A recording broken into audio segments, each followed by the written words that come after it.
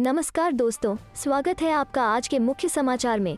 सबसे पहली बड़ी खबर में आपको बताएंगे, कृषि कानून वापसी के बाद किसान संगठनों का बड़ा ऐलान, कहा एमएसपी की गारंटी। इसी के साथ दूसरी बड़ी खबर में जिक्र होगा कि महंगाई पर बिफरे कांग्रेसी, केंद्र की नीतियों को कोसा। तीसरी बड़ी खबर में आपको बताएंगे कि आयुष्मान भारत योजना को बड़ा घोटाला बता केजरीवाल ने भाजपा को घेरा, दिल्ली के स्वास्थ्य ढांचे की गिनाई खूबियां। दोस्तों, हर एक खबर की गहराई में आपको ले जाएंगे, लेकिन दोस्तों खबर में आगे बढ़ने से पहले अगर आपको भी ऐसा लगता है कि 5 राज्यों के चुनाव में महंगाई का असर पड़ेगा और भाजपा का सुपड़ा साफ होगा, तो आप अभी इस वीडियो को लाइक कीजिए और इस लाल बटन को दबाकर चैनल को सब्सक्राइब करके घंटी बजाइए और कमेंट में लिखिए जय हिंद। कृषि कानून वापसी के बाद किसान संगठनों का बड़ा ऐलान, कहा एमएसपी की गारंटी।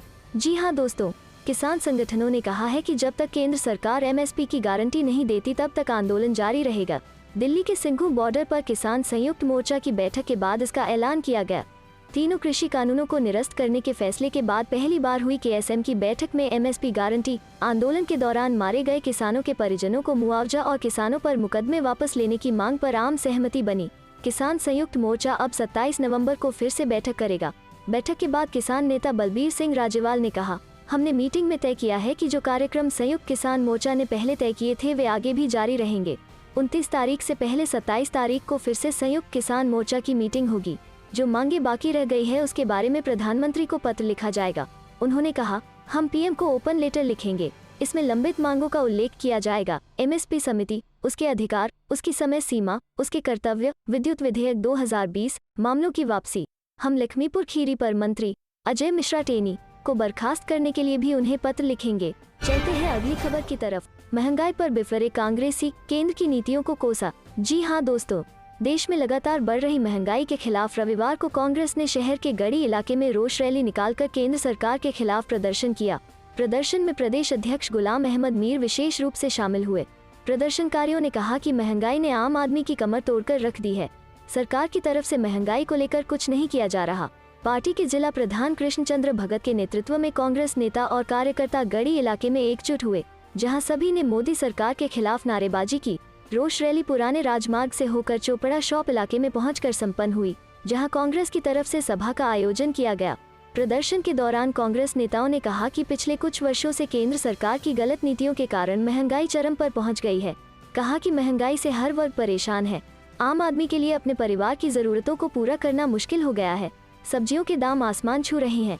खाने पीने का ज्यादातर सामान महंगा हो चुका है। पेट्रोल, डीजल में बढ़ोतरी के कारण ही महंगाई बढ़ी है और सरकार की तरफ से इसको लेकर कुछ नहीं किया जा रहा है। मीर ने कहा, मौजूदा समय में केंद्र सरकार आम आदमी की उम्मीदों पर खरा उतरने में पूरी तरह से विफल हो चुकी है। जन जागरण अभियान के तहत कांग्रेस पार्टी प्रदेश के सभी हिस्सों में पहुंचकर लोगों को इसके लिए जागरूक कर रही है। प्रदर्शन में कांग्रेस नेता रमन भल्ला, एडवोकेट सुरेंद्र खजूरिया, अशोक बख्शी व अन्य नेता मौजूद थे। चलते हैं अगली खबर की तरफ। आयुष्मान भारत योजना को बड़ा घोटाला बता केजरीवाल ने भाजपा को घेरा, दिल्ली के स्वास्थ्य ढांचे की गिनाई खूबियां। जी हां दोस्तों, उत्तराखंड की राजनीति में जड़ें जमाने की कोशिश कर रहे आम आदमी पार्टी के राष्ट्रीय संयोजक और दिल्ली के मुख्यमंत्री अरविंद केजरीवाल ने आज केंद्र की आयुष्मान भारत योजना को लेकर देश और प्रदेश में सत्तारूढ़ भाजपा सरकारों को घेरते हुए इसे एक बहुत बड़ा घोटाला बताया है। इसकी तुलना में उन्होंने दिल्ली के स्वास्थ्य ढांचे की सभी खूबियां गिनाई। केजरीवाल ने कहा कि अगर उत्तराखंड में आपकी सरकार बनी तो यहाँ भी दिल्ली जैसी स्वास्थ्य सुविधाएं मुहैया कराई जाएंगी।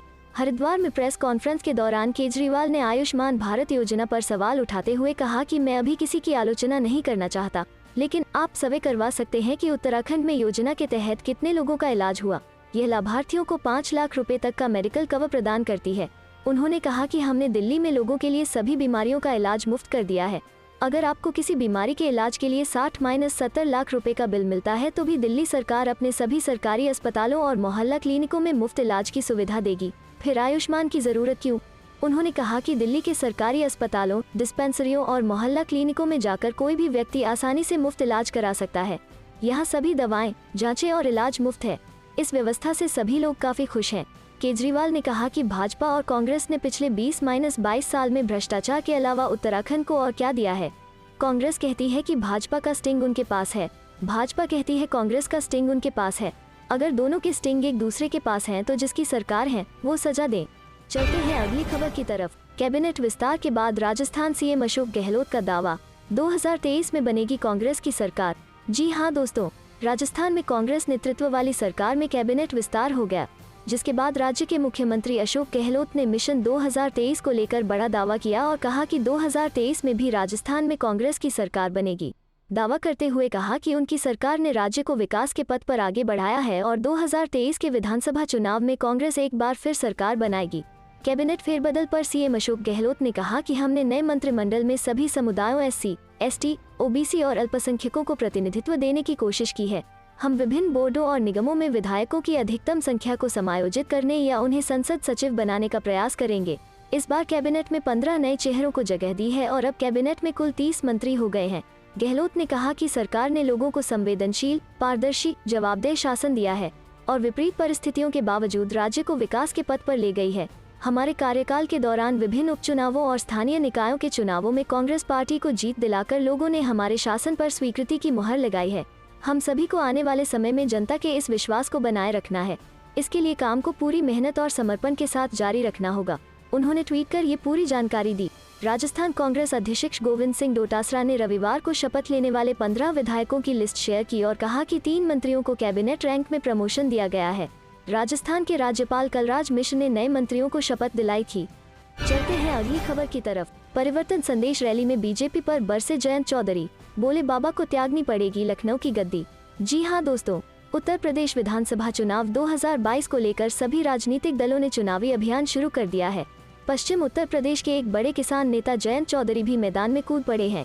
केंद्र सरकार ने भले ही कृषि कानूनों को वापस लेने की घोषणा कर दी है, मगर किसान अभी भी मानने को तैयार नहीं है। इसी मुद्दे को पश्चिम उत्तर प्रदेश की मुख्य पार्टी राष्ट्रीय लोक दल भुनाने का मन बना चुकी है। रालोद अध्यक्ष जयंत चौधरी ने मुजफ्फरनगर के बघड़ा में परिवर्तन संदेश रैली को संबोधित करते हुए कहा कि दिल्ली के बॉर्डर पर बैठक में किसान जो भी फैसला लेंगे, लोकदल उसके साथ रहेगा। जयंत ने कहा कि हमारे प्रधानमंत्री जी के पास झूठ बोलने की डिग्री है। जयंत चौधरी ने मुजफ्फरनगर के बघड़ा में रालोद की परिवर्तन संदेश रैली के दौरान साफ कहा कि किसानों की लड़ाई जारी रहेगी। भाजपा की अहंकारी सरकार किसानों के सामने झुक गई है। जयंत ने कहा कि किसानों को पूरा दबाव बनाकर रखना है। अपने हक के लिए हर व्यक्ति को आंदोलनजीवी बनना पड़ेगा। वहीं मुख्यमंत्री योगी आदित्यनाथ पर निशाना साधते हुए कहा कि बाबा को लखनऊ की गद्दी त्यागनी पड़ेगी। देश की अर्थव्यवस्था खराब हालत में है, लेकिन सरकार को इससे कोई लेना देना नहीं है। रालोद अध्यक्ष ने कहा कि अगर वो सत्ता में आए तो किसानों व बुनकरों का पिछला बिल माफ करेंगे और आगे का हाफ कर दिया जाएगा। युवाओं को 1 करोड़ नौकरी दी जाएंगी। महिलाओं के सम्मान की रक्षा की जाएगी। उन्होंने बेरोजगारों को कहा कि भाजपा ने आपसे झूठ बोलकर वोट ली है कि रोजगार देंगे। मीडिया से बात करते हुए जयंत चौधरी ने कहा कि गरीब परिवार भी आज सम्मान चाहते हैं। पीएम मोदी से हमें उम्मीद है कि जो 700 किसान शहीद हुए उनकी शहादत को नमन करें, उनका संज्ञान लें और उनके परिवार के प्रति अपनी संवेदना व्यक्त करें। लखीमपुर की घटना के जो जिम्मेदार हैं और आज भी मंत्री बने बैठे हैं, उनको बर्खास्त करें। MSP को लेकर बड़ी मांग थी, उस पर सरकार की क्या सोच है, जल्द से जल्द किसानों तक पहुंचाएं। गठबंधन के सवाल पर उन्होंने कहा कि इस पर बात कर रहे हैं, बहुत जल्द फैसला किया जाएगा। चलते हैं अगली खबर की तरफ। लोगों को तीनों कृषि कानून वापस लेने के सरकार के फैसले पर भरोसा नहीं है, दिग्विजय। जी हां दोस्तों, प्रधानमंत्री नरेंद्र मोदी नीत केंद्र सरकार द्वारा विवादास्पद 3 कृषि कानून वापस लेने के फैसले के 2 दिन बाद कांग्रेस के वरिष्ठ नेता दिग्विजय सिंह ने रविवार को कहा कि अब भी लोगों को केंद्र सरकार के इस निर्णय पर भरोसा नहीं है, क्योंकि भाजपा के कई लोग कह रहे हैं कि इन कानूनों को फिर से लाया जाएगा। सिंह ने यह भी दावा किया कि अब भी केंद्र की सरकार में केवल प्रधानमंत्री नरेंद्र मोदी और गृह मंत्री अमित शाह ही निर्णय करते हैं और पूरे मंत्रिमंडल में संवादहीनता की स्थिति है, जो संसदीय लोकतंत्र के विपरीत है। दिग्विजय ने यहाँ बातचीत करते हुए कहा, तीनों कृषि कानून वापस लेने का काम देर से हुआ है, लेकिन इस अवधि में 700 से ज्यादा किसानों की मौत हो गई है। इन मौतों की जिम्मेदारी कौन लेगा? अब भी लोगों को इस निर्णय पर भरोसा नहीं है, क्योंकि भाजपा के कई लोग कह रहे हैं कि इन कानूनों को फिर से लाया जाएगा। उन्होंने कहा, इसलिए जब तक किसानों की मांग के मुताबिक संसद में निर्णय नहीं होता है और न्यूनतम समर्थन मूल्य MSP की अनिवार्यता नहीं होती है, तब तक भरोसा नहीं होगा। दिग्विजय ने कहा, केंद्र सरकार में संवादहीनता की स्थिति है, मंत्रिमंडल में ही संवादहीनता है। पूरी सरकार में केवल नरेंद्र मोदी और अमित शाह ही निर्णय लेते हैं, जो लोकतंत्र के ठीक विपरीत है। हमने संसदीय लोकतंत्र को अपनाया है और उसमें प्रधानमंत्री और दूसरे मंत्री सभी बराबर हैं, केवल प्रधानमंत्री नंबर 1 है, इसलिए सभी से चर्चा करके निर्णय लिया जाना चाहिए। उन्होंने कहा कि किसान आंदोलन के किसानों की बहादुरी की प्रशंसा होनी चाहिए, क्योंकि उन्होंने पूरी तरह महात्मा गांधी जी के बताए रास्ते पर शांति और अहिंसक तरीके से आंदोलन चलाया। जब उनसे पूछा गया कि कांग्रेस नेता नवजोत सिंह सिद्धू ने पाकिस्तान के प्रधानमंत्री इमरान को बड़ा भाई बताया है, तो दिग्विजय ने कहा, यह तो प्रधानमंत्री नरेंद्र मोदी से पूछा जाना चाहिए, जो बिना बुलाए पाकिस्तान चले गए थे। वो दिसंबर 2015 में मोदी के पाकिस्तान के औचक दौरे के बारे में जिक्र कर रहे थे। चलते हैं अगली खबर की तरफ। नहीं पिघले किसान, आज लखनऊ में होगी महापंचायत, 26 नवंबर को बॉर्डरों पर करेंगे प्रदर्शन। जी हाँ दोस्तों, दिल्ली की सीमाओं पर डटे किसानों का आंदोलन फिलहाल खत्म होने वाला नहीं है। रविवार को दिल्ली हरियाणा की सीमा पर स्थित सिंघू बॉर्डर पर संयुक्त किसान मोर्चा की मीटिंग हुई है, जिसमें आंदोलन को फिलहाल जारी रखने पर सहमति बनी है।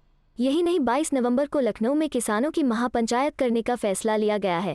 किसान संगठनों का कहना है कि एक तरफ लखनऊ में महापंचायत होगी तो वहीं आंदोलन के 1 साल पूरा होने के मौके पर 26 नवंबर को दिल्ली की सीमाओं पर किसान जुटेंगे। इस मौके पर किसानों की ओर से पीएम नरेंद्र मोदी को पत्र लिखा जाएगा। पीएम नरेंद्र मोदी को पत्र लिखकर किसानों के दूसरे मुद्दों पर बात की जाएगी। इस पत्र में किसानों के मुद्दों पर बातचीत की अपील की जाएगी।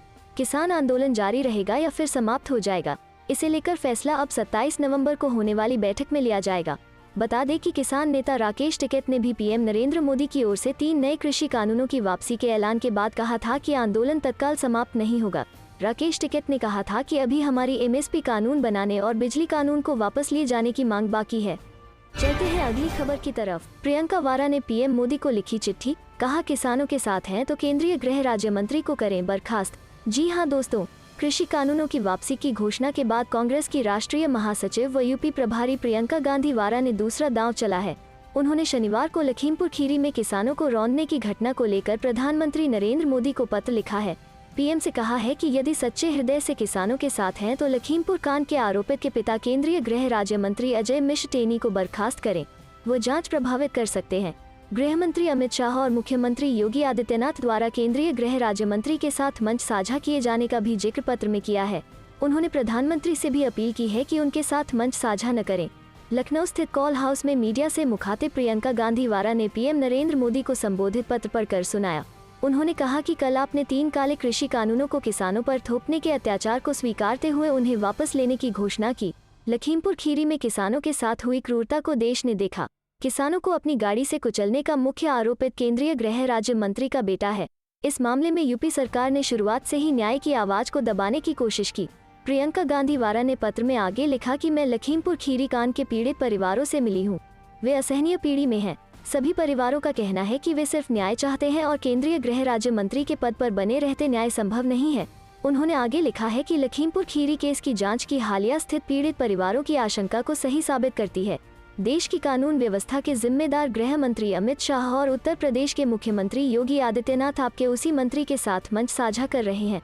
उन्होंने आगे लिखा कि आप देश के प्रधानमंत्री हैं और किसानों के प्रति अपनी जिम्मेदारी अच्छी तरह से समझते होंगे। हर देशवासी के लिए न्याय सुनिश्चित करना प्रधानमंत्री का कर्तव्य ही नहीं, उनका नैतिक दायित्व होता है।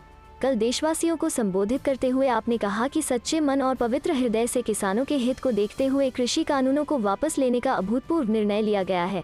आपने यह भी कहा कि देश के किसानों के प्रति आप नेकनीयत रखते हैं। चलते हैं अगली खबर की तरफ। किसान आंदोलन केंद्र सरकार की मुश्किलें बढ़ाने वाला है, किसान नेता दर्शनपाल और राकेश टिकैत का बयान। जी हाँ दोस्तों, केंद्र में सत्तासीन नरेंद्र मोदी सरकार ने 1 साल पहले लाए गए तीनों केंद्रीय कृषि कानूनों को पूरी तरह से वापस ले लिया है, लेकिन किसान संगठन 29 नवंबर को संसद कूच करने पर उतारू हैं। ऐसे में संसद सत्र के दौरान किसानों का यह कोशिश केंद्र सरकार के लिए चिंता बढ़ाने वाली है। इसके लिए दिल्ली एनसीआर के चारों बॉर्डर पर किसानों का जमावड़ा बढ़ाया जा रहा है। इस बाबत संयुक्त किसान मोर्चा के अहम नेताओं शुमार डा. दर्शनपाल का कहना है कि प्रदर्शनकारी किसानों की सिर्फ एक मांग पूरी हुई है, यानी तीनों केंद्रीय कृषि कानूनों को वापस लेने का ऐलान हुआ है। इसके अलावा भी हमारी आधा दर्जन बेहद अहम मांगे हैं, जिस पर केंद्र सरकार को गौर करना चाहिए। इससे पहले दिल्ली उत्तर प्रदेश के गाजीपुर बॉर्डर पर धरना प्रदर्शन स्थल पर पहुंचे राकेश टिकैत ने कहा कि केंद्र में सत्तासीन भारतीय जनता पार्टी सरकार से सिर्फ तीनों कृषि कानून ही नहीं बल्कि एमएसपी, प्रदूषण और बिजली बिल जैसे मुद्दों पर भी बात की जानी है। यह भी देखना है कि सरकार किसानों से बात करने आगे आती है या नहीं। बता दें कि विभिन्न मांगों को लेकर किसान संगठनों ने कृषि कानूनों के विरोध में अपने आंदोलन को गति देने का फैसला किया है। इसी कड़ी में संयुक्त किसान मोर्चा की ओर से आगामी 29 नवंबर को संसद मार्च का फैसला किया गया है।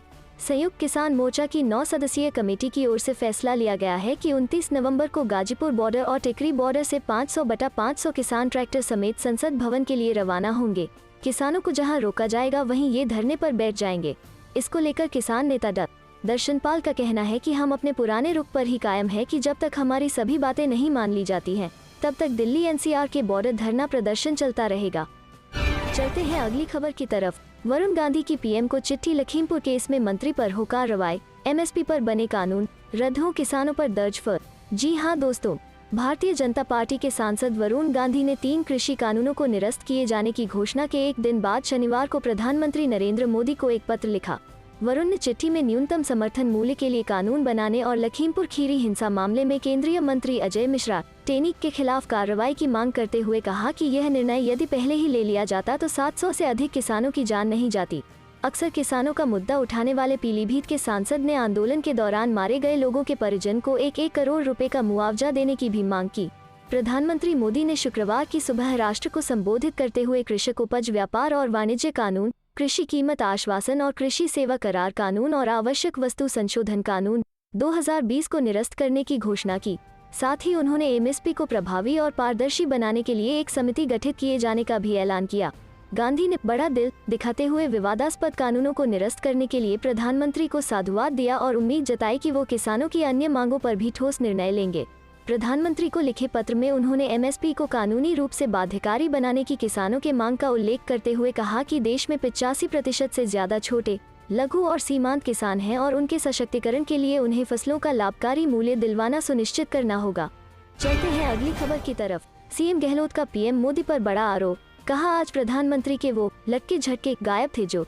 जी हाँ दोस्तों, शनिवार को राजस्थान के मुख्यमंत्री अशोक गहलोत ने कहा कि प्रधानमंत्री नरेंद्र मोदी ने किसानों का मजाक किया था और उन्हें आंदोलनजीवी कहा था, लेकिन जब उन्होंने 3 कृषि नियमों को रद्द करने की घोषणा की तो वह नाटकीयता गायब थी। गहलोत ने कहा कि मोदी सरकार डर गई और पंजाब और उत्तर प्रदेश सहित 5 राज्यों में विधानसभा चुनावों के दबाव में कृषि नियमों को हटाने का फैसला किया। गहलोत ने कहा, प्रधानमंत्री संसद में लटके झटके कर रहे थे जैसा कि वो हमेशा करते हैं। गहलोत ने कहा वे लटके झटके शुक्रवार को गायब थे। उन्होंने यह भी सवाल किया कि मोदी ने 9 बजे घोषणा करने का फैसला क्यों किया, जब लोग काम के लिए तैयार हो रहे हैं और घर की ड्यूटी कर रहे हैं। उनके 15-20 प्रतिनिधियों के खिलाफ किसानों के बारे में अपमानजनक टिप्पणी की। किसानों को खालिस्तानी और नक्सली कहा जाता था। कल्पना कीजिए कि जब अन्नदाता को उनके बारे में इस तरह का अपमान किया गया था तो उन्हें कैसा लगा। मंत्री वे सभी शुक्रवार को उजागर थे जब माफी की पेशकश की गई थी। गहलोत ने कहा, भाजपा को चुनाव हारने का डर था। इस प्रकार जेपी नड्डा, रक्षा मंत्री और उत्तर प्रदेश के पूर्व मुख्यमंत्री राजनाथ सिंह और गृह मंत्री अमित शाह बूथ प्रबंधन के प्रभारी थे। संविधान और लोकतंत्र खतरे में है। अधिकार में लोग फांसीवादी हैं जिनका किसानों से कोई लेना देना नहीं है। चलते हैं अगली खबर की तरफ। अब चीनी कब्जे का सत्य मान लेना चाहिए, राहुल गांधी पर सरकार पर नया वार। जी हाँ दोस्तों, भारत और चीन के बीच सीमा पर तनातनी चल रही है। सीमा पर चल रही तनातनी के बीच कांग्रेस की ओर से बार बार चीनी सैनिकों के भारतीय सीमा में घुस आने का दावा किया जाता रहा है। कांग्रेस के पूर्व अध्यक्ष राहुल गांधी की ओर से ये दावा किया जाता रहा है कि भारत की जमीन पर चीनी सैनिकों ने कब्जा किया है।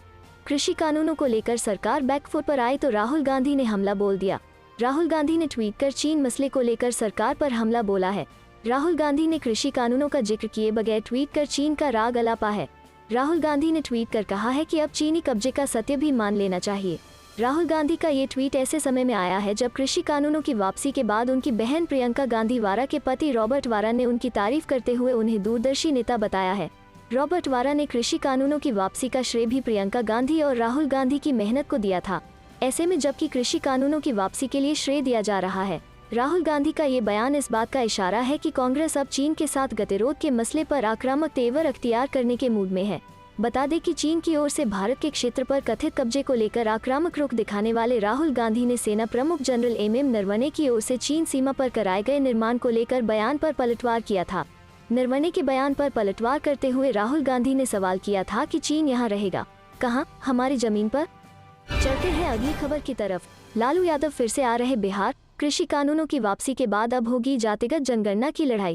जी हाँ दोस्तों, कृषि कानूनों की वापसी से उत्साहित राजद अब जातिगत जनगणना के लिए बड़ी लड़ाई की तैयारी में है। इसका श्रेय भी वो दूसरे किसी दल को नहीं लेने देना चाहता। यही कारण है कि जदयू के किसी निर्णय पर पहुंचने से पहले राजद की ओर से व्यापक स्तर पर आंदोलन की तैयारी की जा रही है। तेजस्वी यादव के पटना आने के बाद कार्यक्रम की रूपरेखा तय होगी। लालू प्रसाद यादव ने इसका संकेत भी दिया है। उन्होंने कहा है कि किसी भी हाल में केंद्र सरकार को जातियों की गिनती करानी ही होगी। कुत्ते बिल्लियों की गिनती कराई जा रही है तो जातियों की गिनती क्यों नहीं हो सकती है। मंगलवार को चारा घोटाला के एक मामले में पटना की विशेष अदालत में सुनवाई को लेकर लालू प्रसाद यादव के आने की संभावना है। चारा घोटाले के एक मामले में 23 नवंबर को पटना की विशेष अदालत में सुनवाई है, उसमें लालू के आने की संभावना है। इसके बाद 29 नवंबर से विधानमंडल का शीतकालीन सत्र है। तेजस्वी यादव उसी दौरान जातिगत जनगणना के मुद्दे राज्य सरकार पर आखिरी निर्णय लेने का दबाव बना सकते हैं। इसके पहले बजट सत्र में भी तेजस्वी के नेतृत्व में विपक्ष का प्रतिनिधिमंडल मुख्यमंत्री नीतीश कुमार से मिलकर प्रस्ताव दिया था कि अगर केंद्र सरकार जातिगत जनगणना के पक्ष में नहीं है तो राज्य सरकार अपने स्तर से भी करा सकती है। मुख्यमंत्री की ओर से आश्वासन भी मिला था और प्रधानमंत्री नरेंद्र मोदी से सर्वदलीय प्रतिनिधिमंडल ने मुलाकात भी की थी।